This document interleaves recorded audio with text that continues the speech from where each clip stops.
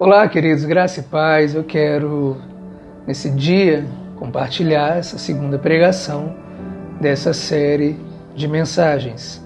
Ontem a gente aprendeu sobre a primeira bem-aventurança, que são os pobres de espírito.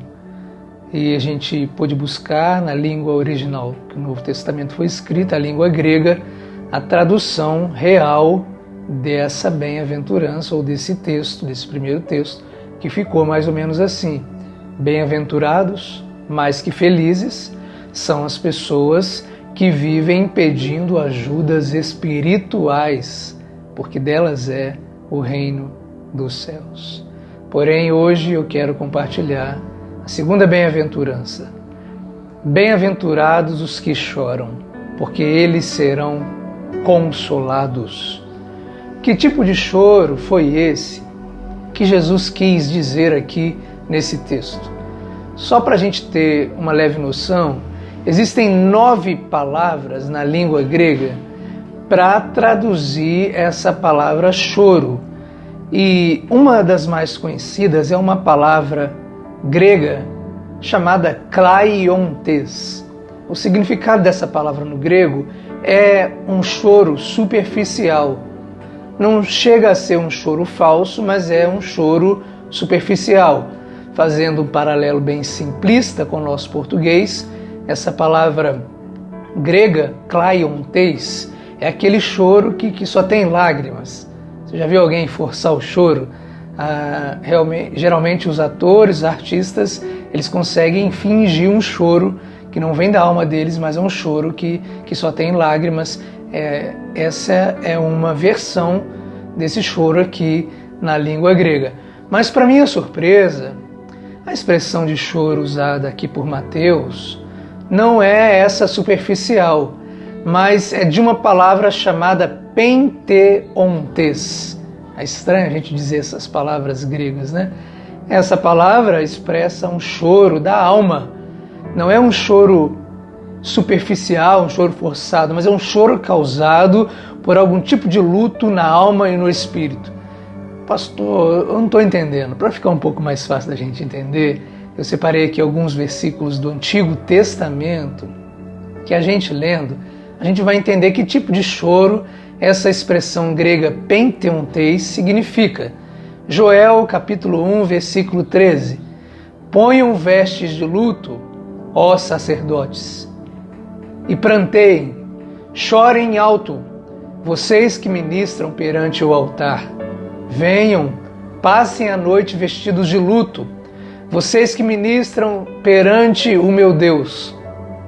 Porque as ofertas de cereal e as ofertas derramadas foram suprimidas do templo do seu Deus.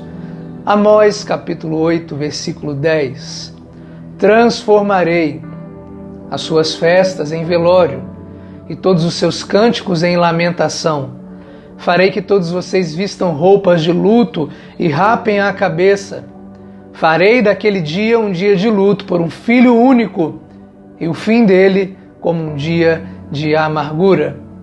Ou seja, gente, essa expressão de choro que Jesus está falando aqui no Sermão da Montanha é o tipo de choro que Deus esperava das pessoas que choravam pelos seus próprios pecados no Antigo Testamento.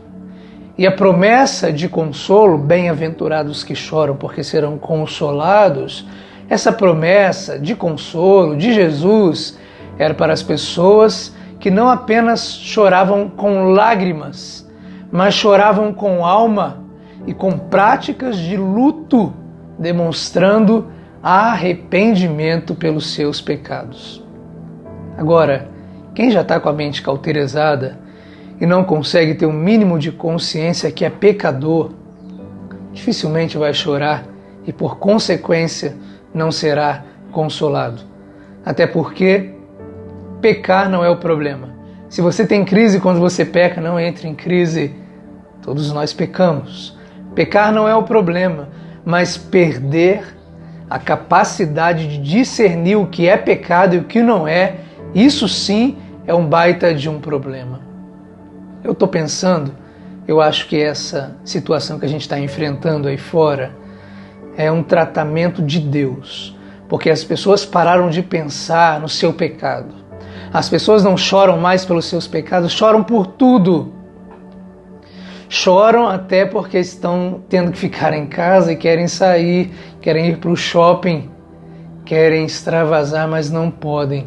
Mas as pessoas não choram mais pelos seus pecados. Agora Deus está nos ensinando que a gente deve chorar, que a gente deve se arrepender, que a gente deve lamentar, que a gente deve buscar a Ele e clamar o nome dEle para que Ele possa responder às nossas orações.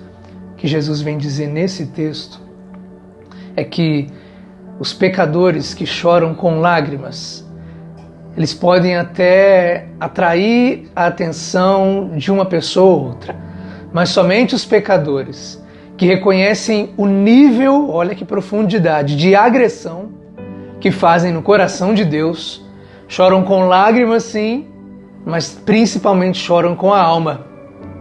Mas para quem ainda tem essa consciência e chora por isso, com certeza serão alvos do amor de Deus e por isso serão consolados.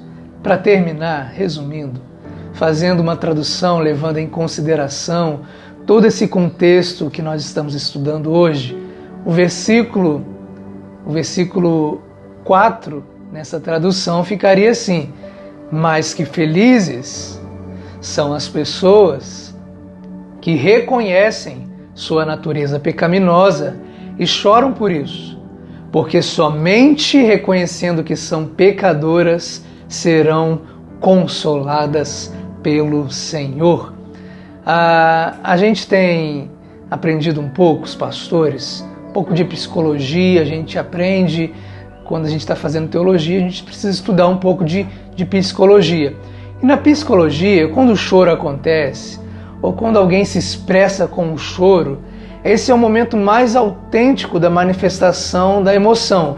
Não é à toa que quando o bebê nasce, ele chora, e aí todo mundo fala, agora o bebê nasceu bem, ele está chorando, né? Imagina uma criança nascer e não chorar, vai causar espanto nos médicos. Por quê? O choro está sempre presente na nossa vida, é o primeiro som que a gente pode ouvir, o primeiro pedido de ajuda, de expressão de vida.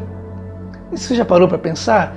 É aquilo que também nos acompanha na hora da morte, né? Na alegria e na dor, vem as lágrimas, vem o choro. Culturalmente falando, nós somos ensinados a reprimir, a não chorar, a não demonstrar, porque chorar pode representar fraqueza. Mas eu entendo, ou a psicologia entende, que quando uma pessoa chora, por exemplo, conversando com pastor, conversando com psicólogo, aquele choro é a quebra das resistências e o toque mais profundo da alma. Quando alguém está no gabinete comigo, e esse alguém chora, eu fico ali dando atenção e deixando a pessoa chorar, porque ali ela está extravasando, ela está colocando para fora tudo que ela sente, e ali ela está quebrando todas as resistências que ela tem na sua alma. Então o choro, nas suas diversas variáveis e estados emocionais, é um passo muito importante. E nós devemos deixar acontecer, para que a pessoa vivencie a experiência do consolo. O choro é alívio do sofrimento psíquico. Para o consolo, para o conforto, para o abraço, o choro comunicador comove e promove a cura. Então olha que interessante, Jesus, psicólogo dos psicólogos que era, ele vem dizer, bem-aventurados, mais que felizes são os que choram, porque serão consolados. Ele faz essa ligação, só que falando desse choro da alma. Bem-aventurados os que se expressam para Deus, porque esse choro da alma só Deus vê. Mais que felizes são aqueles que se rasgam de dor depois do seu pecado, que não se conformam, que estão dispostos a mudarem de vida, porque esses sim receberão conforto, esses sim terão a sua culpa substituída pelo alívio eterno do Senhor. Que Deus abençoe a sua vida, que seja um tempo de muito aprendizado, um tempo de conforto. Se você há muito tempo não tem chorado pelos seus pecados, pela sua fragilidade humana, chore hoje. Chore com a tua alma. Ainda que não saiam lágrimas, chore com a alma, porque esse choro o Senhor reconhece, Ele recolhe e Ele por isso te dá o consolo, que você seja consolado, independente do teu pecado, da tua fraqueza. Mais que feliz é você. Deus abençoe a sua vida.